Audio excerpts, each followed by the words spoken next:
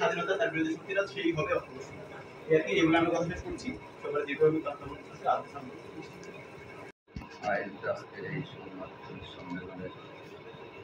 উপস্থিত প্রেস ক্লাবের সম্মানিত আহ্বায়ক, উপস্থিত সদস্য সচিব, সাংবাদিক রেডিও কমিটির সদস্যবৃন্দ, উপস্থিত আছেন আমাদের উপজেলা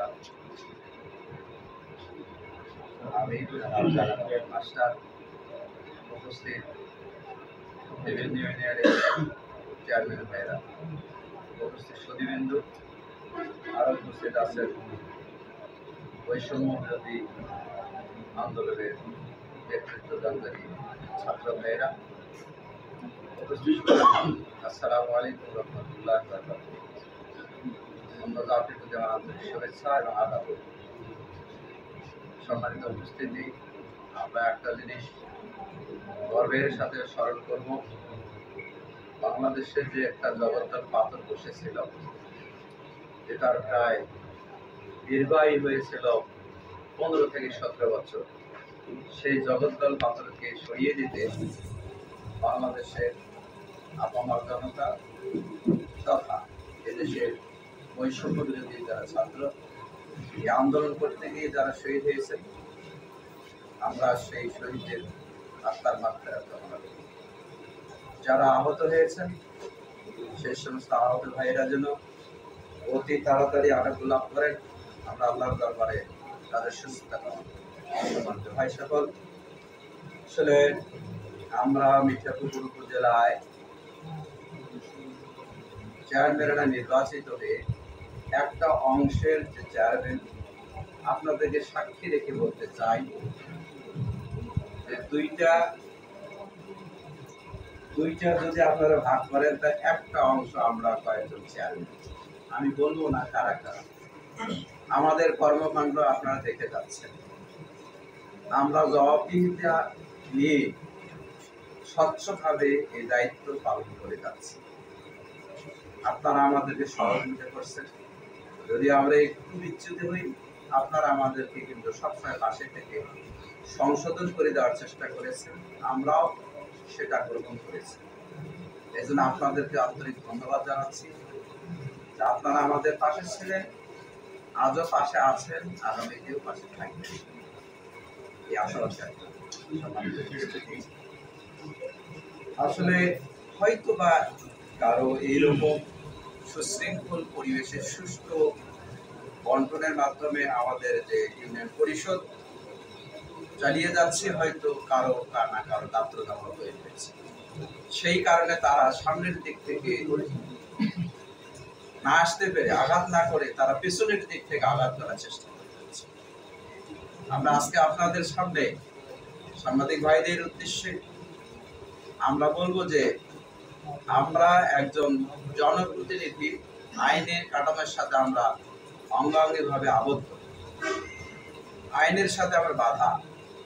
প্রশাসন এবং আমরা স্থানীয় প্রশাসন আইনকে শ্রদ্ধা করে আমরা আমাদের সকল প্রকার কর্মকাণ্ড চালিয়ে যাচ্ছি। সেই ক্ষেত্রে আমরা আইনের ঊর্ধ্বে কোনো কাজ করতে পারি না। আমরা যে সরকারকে বিদায় দিয়েছি ছাত্র ভাইদের সহযোগিতায়, আর একটা যে আমরা কেয়ারটেকার গভর্নমেন্ট, কেয়ারটেকার সরকার আমরা যে আবার স্থাপন করেছি, তার প্রতি আমাদের অগাধ বিশ্বাস, আমার ভালোবাসা আছে। সেই কারণে তাদেরকে সহযোগিতা করতে হবে, তেনারা যেন যে ইতিপূর্বে যে দুর্নীতি, ক্ষমতার অপব্যবহার, যত প্রকার অন্যায় জুলুম ছিল, সেইটা যেন আস্তে আস্তে একেবারে প্রত্যেকটা সেক্টরে, প্রত্যেকটা স্থানে সমস্ত দুর্নীতিগুলো যেন তুলিয়ে দিতে পারে, সেই জন্য আমাদের সবাইকে সহযোগিতা করতে হবে।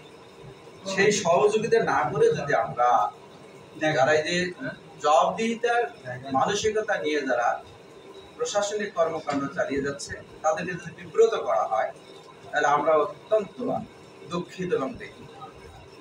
আপনার এই কথাগুলো সরকারের কাছে তুলে ধরবেন যে আমরা সচ্ছলভাবে আমাদের দায়িত্ব পালন করতে চাই, সেক্ষেত্রে প্রশাসনের অবশ্যই আমাদের সহযোগিতার প্রয়োজন। আজকে আমরা দায়িত্ব পালন করতে গিয়ে আমরা আমাদের জীবনের হুমকি মনে করছি।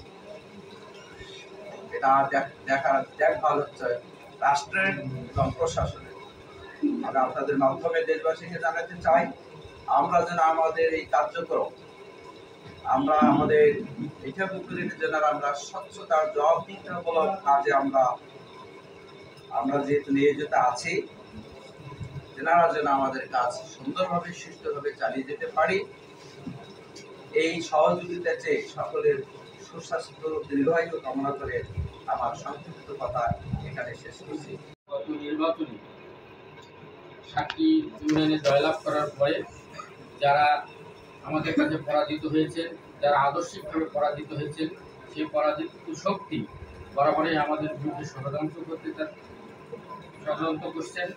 তারা সম্মুখ যুদ্ধে আমাদের কাছে আদর্শে গুলাতে না পেরে তারা পিছনের দরজা দিয়ে আমাদের বিভিন্নভাবে গুম, হত্যা, গুপ্ত হত্যার আশ্রয় বেছে নিয়েছেন।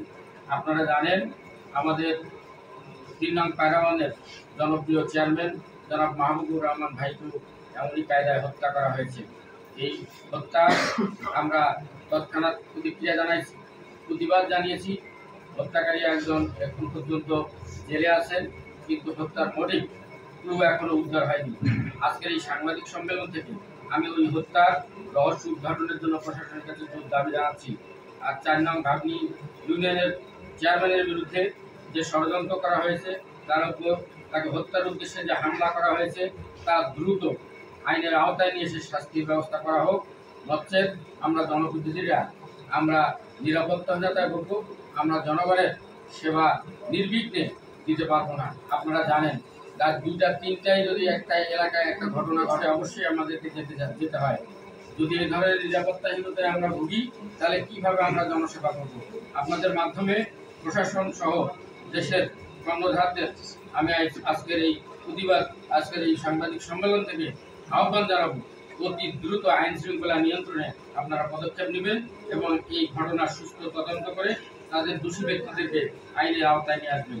এই আহ্বান জানিয়ে সকলের সুস্বাস্থ্য মঙ্গল কামনা করে আমার কথা শেষ করছি। আসসালামু আলাইকুম। আমার সহকর্মী ইউনিয়নের দায়িত্বশীল চেয়ারম্যান এবং বৈষম্যবিরোধী ছাত্র আন্দোলনের দায়িত্বশীল মিঠাপুকুর উপজেলার চেয়ারম্যান অ্যাসোসিয়েশনের সম্মানিত সভাপতি সকলের প্রতি আন্তরিক ধন্যবাদ এবং ধন্যবাদ জানাচ্ছি। মূলত গতকালকে রাতের যে ঘটনাটা আমার পরিবারের উপর হয়েছে, এর উপর ভিত্তি করে আজকের এই সংবাদ সম্মেলন। প্রথমত, মোতাকাব্বের নামের একটি ছেলে, সে সদ্য একটি সংগঠন তৈরি করে, সেই সংগঠনের কোনো রেজিস্ট্রেশন নেই, আইনগত কোনো ভিত্তি নেই, আল মাহারিজ নামের সংগঠন। এটা সদ্য সৃষ্ট আর কি, সম্ভবত সরকার পতন হওয়ার পরেই সংগঠনটি সৃষ্টি করা হয়েছে। এই সংগঠনের ধারক বাহক মোতাকাব্বে আমি গত পরশুদিন রাত্রে 5-7 জন ছেলের একটা গ্রুপ আমার কাছে আসে, এসে আমাকে বলে যে স্যার, আপনার এলাকার আমরা পরিচয় প্রকাশ করা না সত্ত্বে তারা আমাকে বলে যে এই মাহারি সংগঠনের ছেলে পেলে 2 লক্ষাধিক টাকা উঠিয়েছে গত বন্যার সৃষ্ট সময়ে 15 দিন পর। এই টাকা তারা নিজেদের মধ্যে বাটোয়ারা করার নিয়ে একটু জটিলতা হচ্ছে। আপনি দায়িত্বশীল হিসেবে দায়িত্ব আপনি এড়াতে পারেন না, আপনি তাদের সাথে যোগাযোগ করে এই টাকা কর্মকর্তাদের জন্য ব্যবহার করা হচ্ছে। তাদের অভিযোগের পরিপ্রেক্ষিতে আমি এই সংগঠনের ধারক বাহক মোতাকাব্বেরকে ফোন করে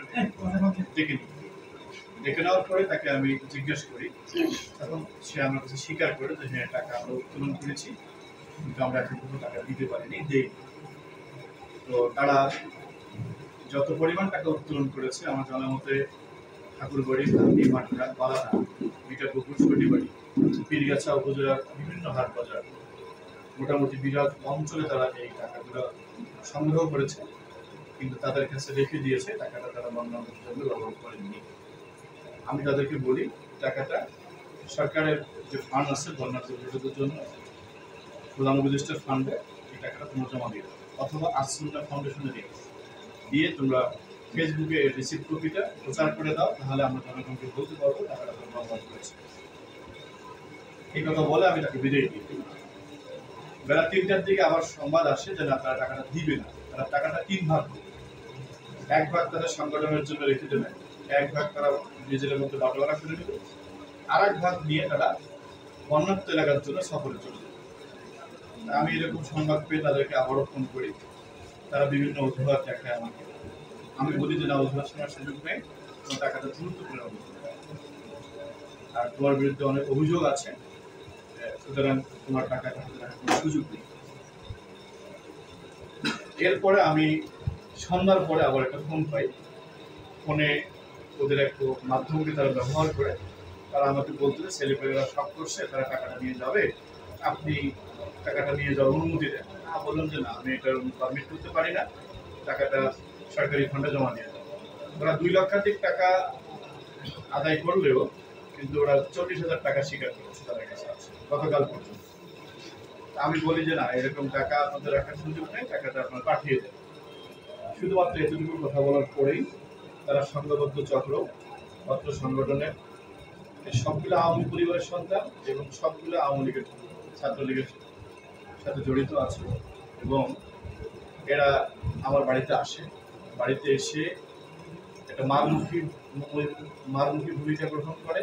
হাতে তাদের লাঠি সোটা ছিল এবং বিভিন্ন অস্ত্র ছিল। তারা যখন আমার বাসায় আসছে তখন বিদ্যুৎ ছিল, এবং তারা অবস্থান নেয় এবং তারা বিভিন্ন ভাঙচুর চালায়, ঢিল ছড়ে, আমাকে পারাবন ইউনিয়ন পরিষদের চেয়ারম্যানের পরিণতি ভোগ করতে হবে এরকম কথা বলে, আমাকে ক্ষমা চাইতে হবে এরকম কথা বলে, বিভিন্ন গালিগালাজ অকথ্য যেগুলো ভাষা ব্যবহার করার আমাদের সুযোগ নেই।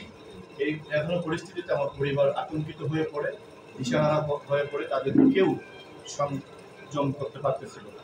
এমত অবস্থায় তাদের পরিবারের বিভিন্ন দায়িত্বশীলরা এসেও সেখানে অবস্থান নেয় এবং তারা তাদের সন্তানকেও সেখানে নিয়ে যেতে ভূমিকা পালন করেন। তাৎক্ষণিক আমি এই বিষয়টা ইউনো মহোদয়কে অবহিত করি, ইউনো মহোদয় ওসি সাহেবকে অবহিত করেন।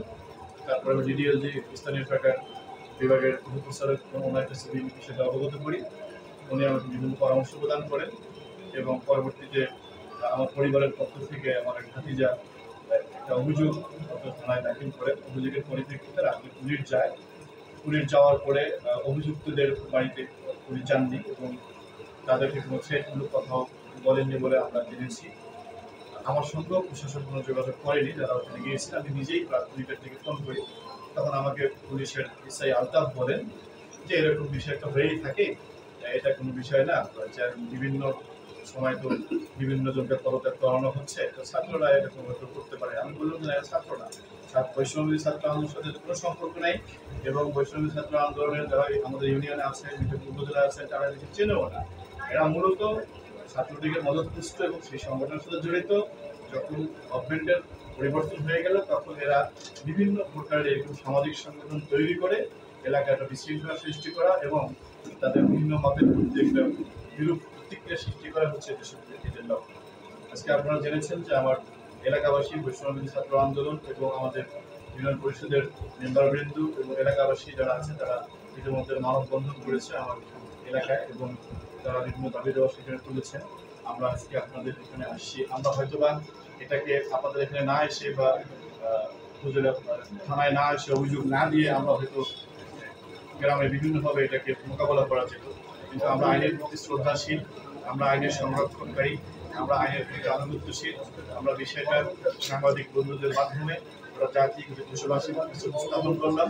আমরা আমাদের দাবি হচ্ছে এই অর্থ সংগঠনটি রেজিস্ট্রেশন নয় এবং তারা কত টাকায় পর্যন্ত দিয়েছে এর হিসাব নিয়ে, এই সংশ্লিষ্ট টাকার হিসাব নিয়ে এই সংগঠনটিকে আইনগত কোনো সুযোগ না থাকার কারণে নিষিদ্ধ করে দেওয়া এবং তাদেরকে দ্রুত আইনের আওতায় এনে এর পিছনে কোনো শক্তি আছে বলে এলাকাবাসী মনে করে, সচেতন মহল মনে করে, আইন শৃঙ্খলা বাহিনীও মনে করে যে পিছনের শক্তি আছে। তারা যেভাবে হুমকি দিয়েছে এবং এমনও কথা বলা হয়েছে চেয়ারম্যানের বাপের উপর চেয়ারম্যান আমাদের আছে ইত্যাদি আছে, বিভিন্ন কথাবার্তা তারা বলেছে। আমরা গভর্নমেন্টের কাছে, আইন শৃঙ্খলা বাহিনীর কাছে জোর দাবি জানাচ্ছি যে এই ঘটনার পিছনে যারা জড়িত আছে তাদেরকে আইনের আওতায় আনা হোক।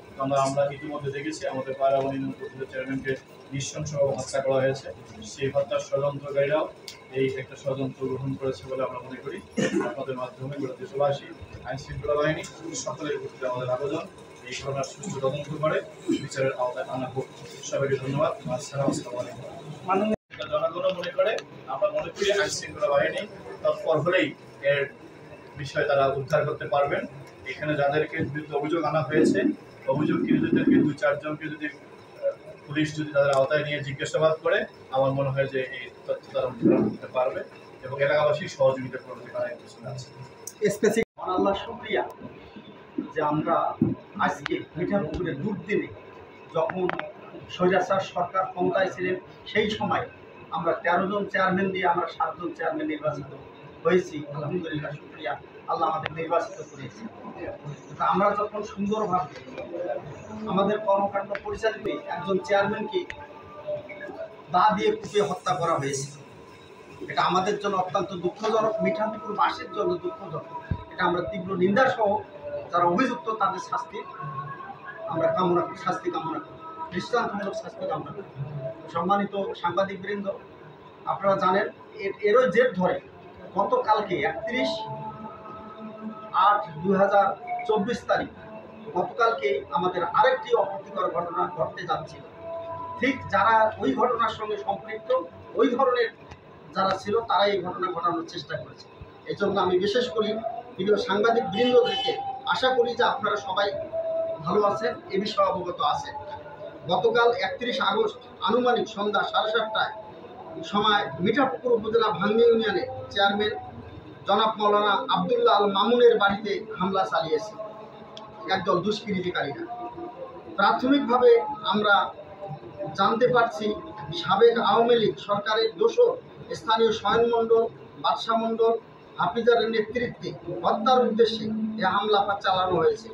আমরা জানতে পেরেছি বন্যার্তদের সহযোগিতা নামে আল মাআরিজ যুব সংগঠনের ব্যানারে 2 লক্ষ টাকার উপরে উত্তোলন করে স্থানীয় মোতাকাব্বিরের নেতৃত্বে একদল আওয়ামী পন্থী যুবক উত্তোলনকৃত অর্থ আত্মসাৎ এর চেষ্টা করলে ইউপি চেয়ারম্যান উত্তোলনকৃত টাকা সরকারি ফান্ডে জমা দেওয়ার নির্দেশ দিলে ক্ষিপ্ত হয়। এ